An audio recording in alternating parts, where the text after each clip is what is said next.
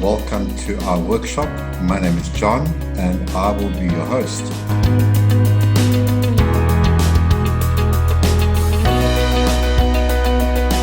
Today we're going to look at the topic, the burden of people-pleasing. And people-pleasing in itself sounds quite innocent. It sounds like somebody who loves people and would like to be nice to everybody. However, we will discover as we explore this that it is actually quite a burdensome experience. It can develop more into a condition that could have some very negative effects on the person who's trying to do the pleasing, and very often elicits some negative response from the individual. What is people pleasing? I'm going to look at a definition in the Cambridge Dictionary. Someone who cares a lot about whether other people like them and always wants others to approve of their actions. That is a people pleaser. Someone who cares a lot about whether other people like them. It is very important to them that people like them. And should there be a feeling that people do not like them, they experience tremendous sense of insecurity and always wants others to approve of their actions. So people pleaser is not just simply somebody who derives pleasure from pleasing others, but it is a desperate inherent need that they have to keep other people happy. And it really, at some level, defines who they are. So the questions that very often go around in this person's thinking is, what will they think? What if I say no? Will we still be friends? Will they get mad? I wish I could say no. See, there is this tremendous burden on this person to always please others, to always say yes to others, to always do what other people want them to do, very often at great emotional expense and creating a lot of stress within the individual. We're going to watch a short video that explains some of the principles with regards to people pleasing. This video is sponsored by Skillshare. Being someone who pleases people sounds, on the face of it, like a very good idea. But it's a pattern of behaviour riddled with problems, as much for the perpetrator as for their audience. The people pleaser is someone, who might at times be oneself, who feels they have no option but to mould themselves to the expectations of others, and yet harbours all manner of secret and at points dangerous reservations and resentments. They act like the perfect lover when their real feelings are much darker. They give their assent to plans they hate, and they confuse everyone around them by failing to express in due time, with the requisite courage, their authentic needs and ambitions. Putting it bluntly, we could say that the people pleaser is a liar. It sounds brutal, but the people pleaser is lying for poignant reasons, not in order to gain advantage, but because they are terrified of the displeasure of others. To understand and potentially sympathise with the people pleaser, we need to look at their past, which almost invariably involves an early experience of being around people, usually a mother or father, who seem to be radically and terrifyingly incapable of accepting and forgiving certain necessary but perhaps tricky facts about their child. Perhaps our father flew into volcanic rage at any sign of disagreement, to present an opposing political idea, to suggest we wanted something different to eat, to be frank about our tiredness or anxiety. All these could threaten us with annihilation. To survive, we needed to be acutely responsive to what others expected us to do and say.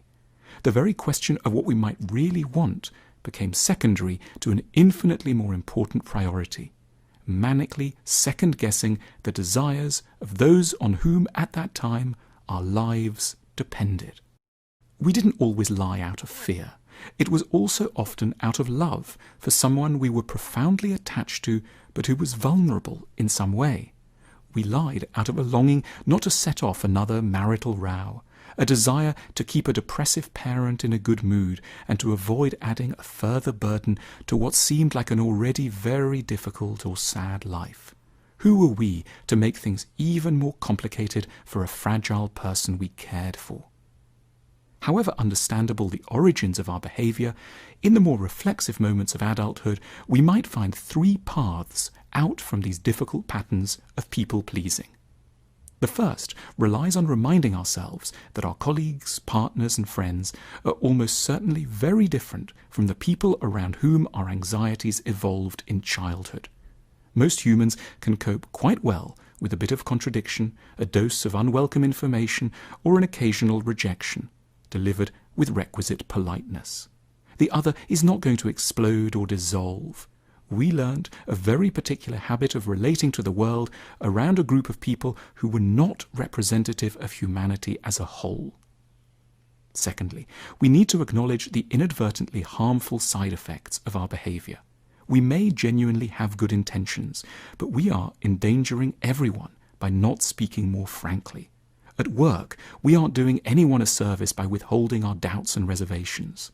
And in love, there is no kindness in staying in a relationship simply because it seems the other might not survive without us. They will, but we will have wasted a lot of their time through our sentimentality. Finally, we can acquire the confidence to be artful about the difficult messages we have to impart. As a child, we couldn't nuance the messages we wanted to send out.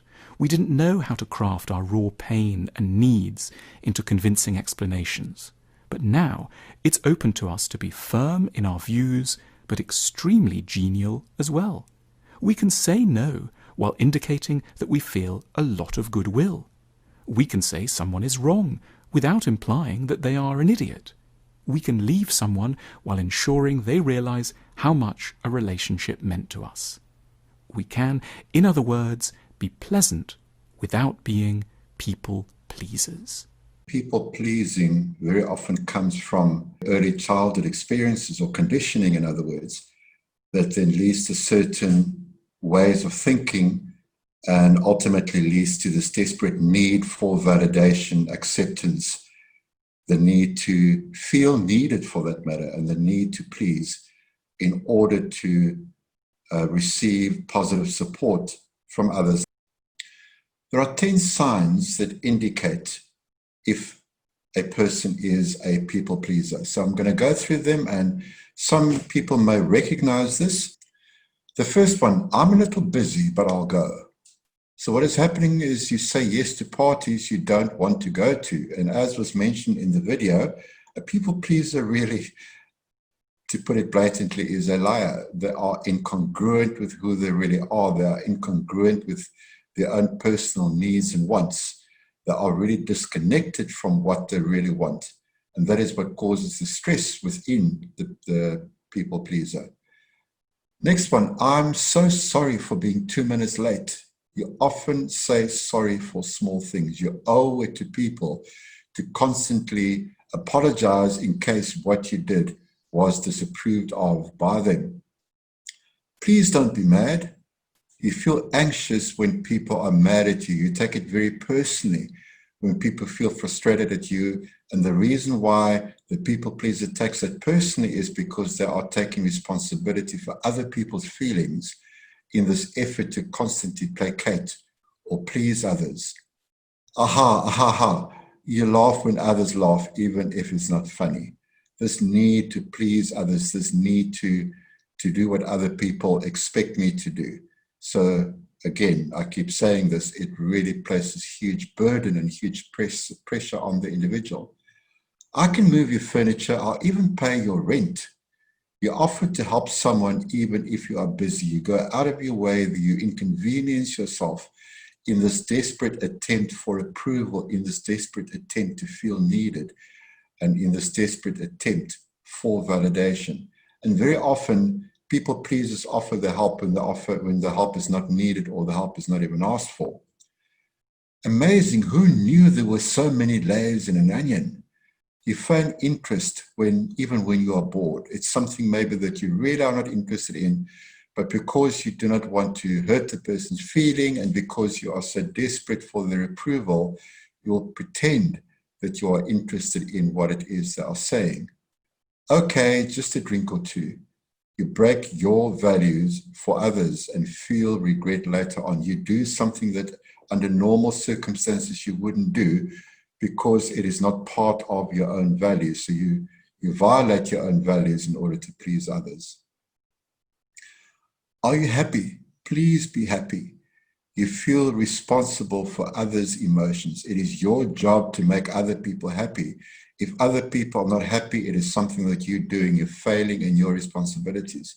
And the truth is, nobody is responsible for anybody else, except maybe to treat people with respect. But my responsibility firstly lies with me. What do I think of politics? They're good. You don't have your own opinion.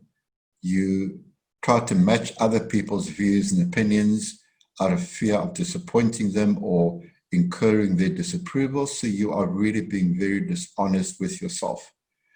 Yes, I mean, maybe you just cannot say no. You feel under obligation to agree to all the demands and all the expectations from everybody.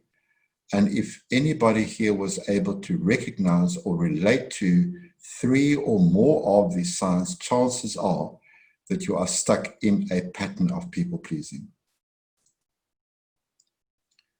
What is the source of people pleasing? What is the reason or the reasons? What are the reasons that people may fall into this trap and develop these habits?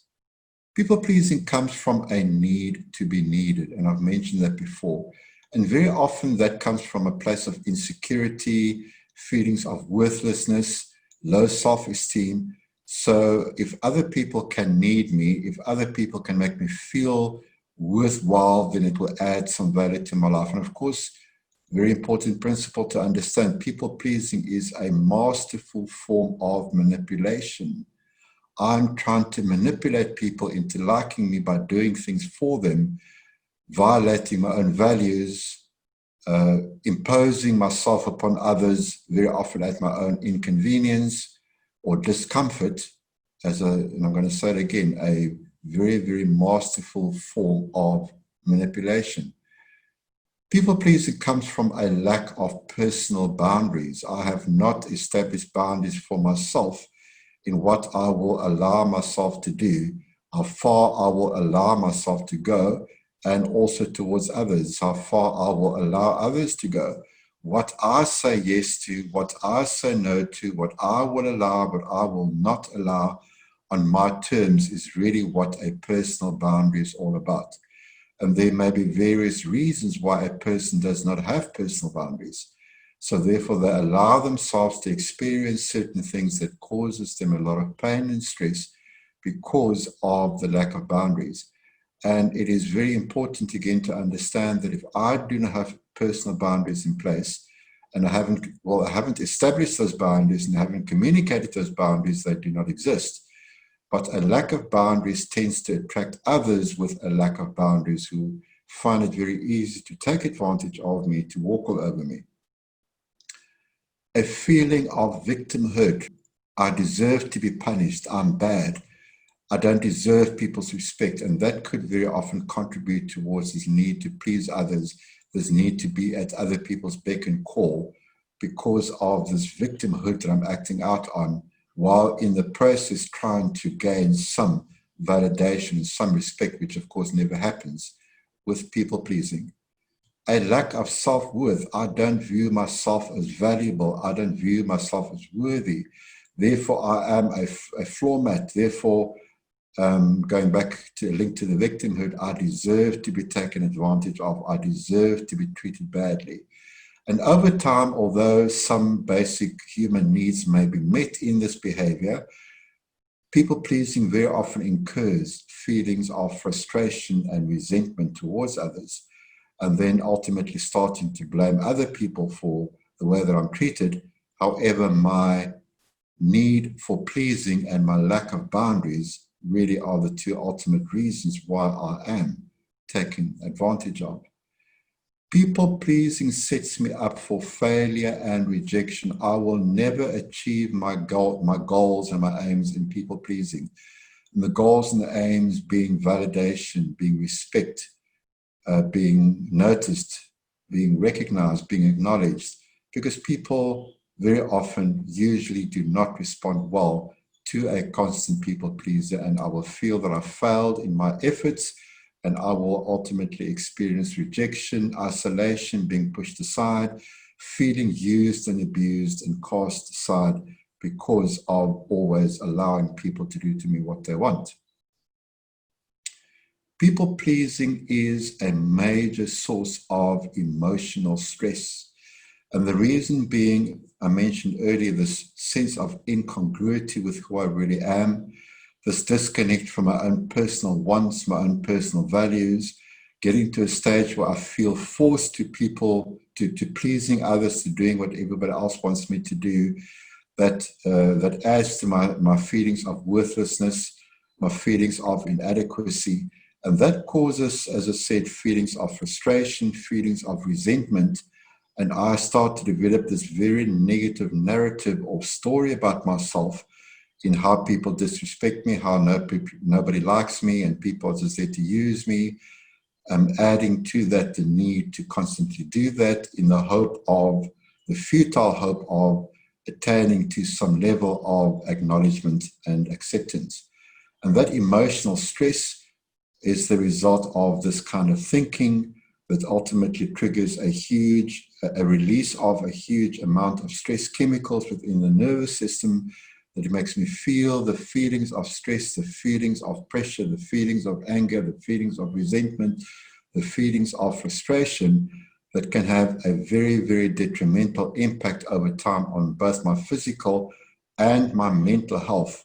Mental health in the impact on my neurochemistry, because of the stress that I'm experiencing, that can cause an impairment in my ability to think clearly, and I may start to behave irresponsibly and recklessly, and a negative impact on my physical health also because of the chemical imbalance that can have an effect on homeostasis in my body, and all starting from a need to please others that spirals and becomes completely uncontrollable, and the wide-ranging effects can be extremely detrimental. Some wise words from the singer Ed Sheeran. I can't tell you the key to success, but the key to failure is trying to please everyone. I set myself up for failure. I set myself up for disappointment. I set myself up to be taken advantage of and ultimately to be rejected. Huge, huge, huge problem if I remain stuck in that pattern. I'm going to look at something that is referred to as the drama triangle, created by Stephen Karpman. And this sort of depicts dysfunctional behavior, or dysfunctional relationships, I should rather say.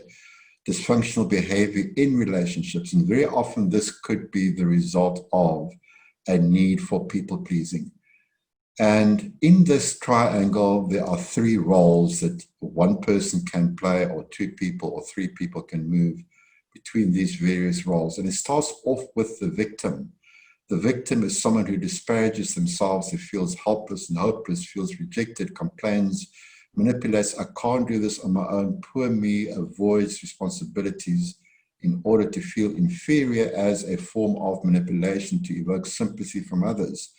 And very often people pleasing can be all this, that I will do for you, I will help you, I will please you, and that will put you in my debt, so I can start to demand some form of reciprocal behavior from you. And if you don't do it, I will blame you, because you need to make me feel better about myself. You need to allow me to manipulate you, to please you in order to feel better about myself. Where there is a victim, there is very often a persecutor. And a persecutor tends to disparage other people's worth. They criticize, they judge, they punish, they blame. It's all your fault. You can't do anything right. They project their frustration, their anger, their resentment onto others. And that is obviously directed at the victim. The persecutor feels a lot of disrespect to the victim. And the people pleaser may relate to this persecutor who is not willing to play the role of pleasing the victim, and it's got the exact opposite effect. and there's a lot of resentment, and there's a lot of anger that develops. Where there is a victim and a persecutor, there is very often the rescuer, and the rescuer disparages people's skills, people's abilities. They take care of others very often without being asked. The attitude is, let me help you.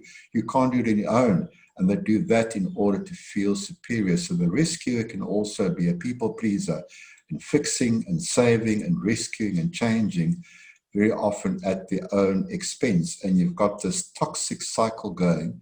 And what keeps us going is the denial. And denial means I do not take ownership. I do not face up to what the real problem is. I don't own up to my role in this drama. I don't show up in my own life in order to take personal responsibility. And in addition to that, there is the lack of boundaries, my ability to say no, my ability to choose what it is that I say yes to and no to, what I choose to allow and not to allow on my terms. So you've got this toxic cycle going, the dysfunctional relationships between these various roles.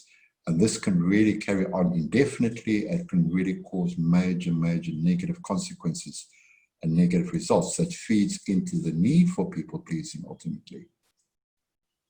People pleasing can, I was going to say progress, but progress is positive, can regress and decline and ultimately spiral into a condition that is referred to as codependency. And codependency is a diagnosable disorder. And codependency is really the desperate need to be needed, the desperate need to help others, which, as I said, is a major form of manipulation. I will help you, I will do for you, I will force you to need me that I can feel needed, so it is your job to make me feel better. And what sometimes happens is with a codependent person who has this need to be needed, the people pleaser, the rescue, the victim, should the person not reciprocate, or should the person, the victim, the person who needs the rescuing, get to a place where they are able to take care of themselves and become independent, the codependent person becomes desperate because the need to be needed is no longer met. And that can very often happen where maybe a parent becomes a rescuer, becomes codependent in their need to fix and rescue and save their children. And in this process, they may start to experience feelings of frustration, feelings of resentment, where they demand change from the person that they are rescuing. And the person then, as I said, may start to move towards independence, may start to take care of themselves, and that leaves the codependent, rescuing, people-pleasing parent with nothing to do, because it became a vocation to fix, to save, to support, to rescue, to please.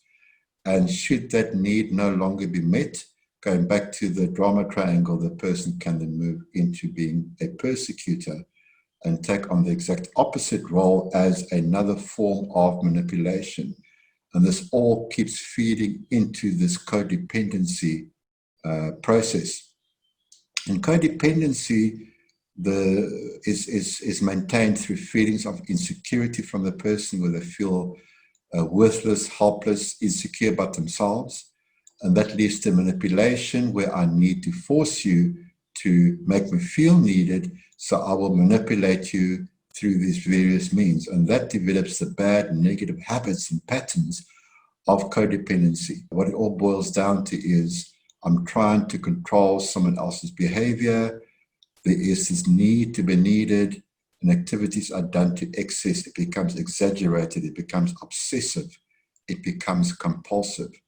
So we can see how this need to be needed, this need to please, can ultimately become pathological and can even develop into disorders. And very often the results can be extremely detrimental with regards to, again, the drama triangle. We've got the victim, the persecutor, and the rescuer, and the toxic relationships that develop from that, and the resentment that builds up that often can lead to aggressive behavior, resentful behavior. So really important to be aware of any of the basic causes or basic roots or experiences, if anybody can relate to what we've discussed here with regards to people pleasing. There are 10 ways to stop being a people pleaser, and obviously all this starts with personal responsibility. I realize that I am creating my own reality. I'm creating my own experience. I'm creating the pain and the discomfort that I'm experiencing, because it is not possible to continuously manipulate others in making me feel better, making me feel good about myself. That could very often backfire, and I experience the exact opposite of what it is that I'm desiring to experience. So we're going to go through these 10 points. Number one, realize that it is okay to be selfish. It is okay to put myself first. It is okay to take care of myself. And the truth is, if I am selfish in this balanced, healthy way, and I take care of myself, and I practice self-care, I am then in a position to be of useful help to somebody else who may need my help. And I won't need to feel needed by others to manipulate them into making me feel validated or making me feel important. Number two, have your priorities straight. Figure out what is important. What are your values? Put them in a specific order. Go about it in a way that helps me, that serves me. Life works from the inside out. My thinking, my attitude, my beliefs, my habits, my behaviors determine how I experience and relate to the outside world. So if I can start to prioritize myself, where I start with self-care, learning to love myself, learning to value myself, learning to appreciate myself, and in the process establish and communicate healthy boundaries, I will start to create a very different experience for myself. Number three, realize that people-pleasing does not create a good image. Nobody ultimately respects a people-pleaser, because people are inclined to take advantage, and as a result, they actually lose the respect. They see the people-pleaser as a weakling, and that can ultimately lead to feelings of resentment towards the people-pleaser. Number four, listen to your inner voice. What does it feel like? What is going on inside of me? What is my inner dialogue, my inner narrative right now? And be aware of that. It doesn't feel good. It doesn't feel right. It feels like I'm being taken advantage of. It feels like I'm being disrespected. And again, going back to the ability to communicate, well, first of all, establish and to communicate healthy personal boundaries. Taking back my power. I decide how people will treat me. Hugely important. Number five, change to no being your default answer. And that may be problematic for the people pleaser in recovery. It might take quite a long time where my first reaction is no, and then I can evaluate from there, well, maybe I can make an exception here, or maybe I can change because I understand that this is a safe situation, this is a healthy situation, I've got these clear boundaries in place. I know what it is that I will allow and not allow, what it is I will say yes and no to. And from this place of security, I can then communicate and relate to others. Number six, do not postpone the decision or the communication. I will let you know tomorrow. I will first think about it. And sometimes it is okay to do that. But in this particular context, it is important to be immediately aware of how will this work for me? What are my thoughts about this, and communicate that. And as it says, no sometimes being the default response. And yes, you can come back at a later stage with a final answer, but let your communication be specific. Let your communication be direct in what it is that you feel right now and how you choose to go about it. Number seven, do not fabricate fake reasons or excuses. I don't need to come up with excuses why I don't want to go to your party. It is not convenient for me. It doesn't suit me. I've got something else that I need to do, or whatever it may be. But honesty with myself helps me to maintain that sense of congruity with who I really am, and a major contributing factor to relieving stress. I don't have to come up with excuses. I can say what the exact reasons are that I need to say no. Number nine, do not apologize if it is not your fault. You do not need to take responsibility for something that is not your responsibility. If you did not cause the situation, there is nothing to apologize for. It is not your responsibility to make other people feel better. Yes, you can relate your compassion, you can relate your empathy, you can give your support if it is safe to do so, but you do not have to apologize. You don't even have to apologize for saying no. Number 10, start in little ways, baby steps, because it is a whole new way of thinking. And very often it is a whole new way of patterning. It's a whole new way of programming. It's a whole new way of learning to relate. So do it in baby steps. If there are lapses in between, if there are failures, it is okay. Pick yourself up, dust yourself off, and reaffirm what it is that you're moving towards. And what you're really moving towards is healthy boundaries, working towards taking personal responsibility for myself to feel good. Should other people treat me well, that will be the cherry on the cake. It'll be a bonus, it'll be an extra. But I ultimately am the one who decides how I feel. I decide what it is that I will allow, not allow. So therefore, I create a secure and safe environment for myself. The remedy for people pleasing is to consider your worth. What does it mean to consider my worth? I have personal value. I have personal worth. I determine my sense of self-worth. And I discovered a while ago that my self-worth, my self-esteem really is nothing more than the story that I'm telling myself about myself. And unfortunately, very often the original story that I'm maybe telling myself about myself is the story of other people about me that I've internalized. And that may be negative, disempowering, harmful.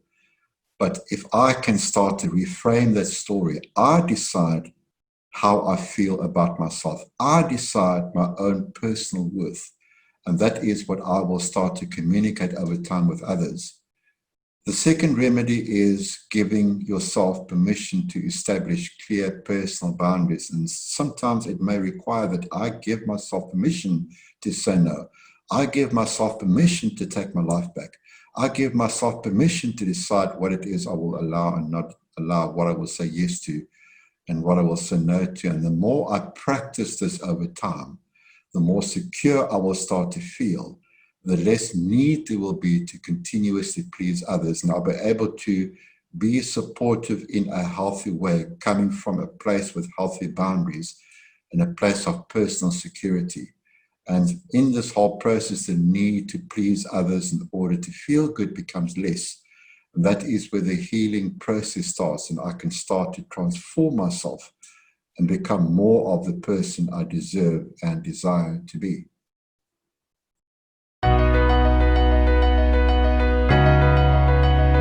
That is the end of our workshop, and I really hope you found some value. And as I said in the beginning, should there be any questions, any queries, you are more than welcome to direct that to me at john.ttklife@gmail.com.